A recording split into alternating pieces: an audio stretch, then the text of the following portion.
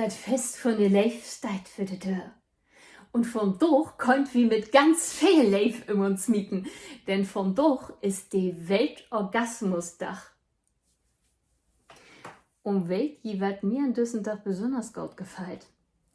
Die Global Orgasm for Peace Initiative hätte mal an und für sich für die Wintersünden utropen. So, und die fällt was mehrstens ab den 21. Dezember, kann aber auch mal der 20. oder 22. Dezember werden.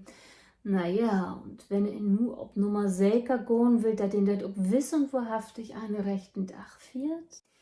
In Brasilien und paar anderen Ländern feiert sie den Orgasmustag am 9. Mai. In den brasilianischen Staat Piauí schmückte dafür die Straßen sogar mit Blumen. Der Orgasmus ward durch als ein göttlich Geschenk verehrt. Belang habt ihr irgends gewusst, dass Mannslü doppelt so viel Orgasmen habt als Frauenslü? Ja, das könnt ihr also auch besser. Man zurück zu der Global Orgasm for Peace Initiative. Diese Initiative will, dass wir an den Tag, nehmen wir einen Orgasmus habt, mehr nachdenkt.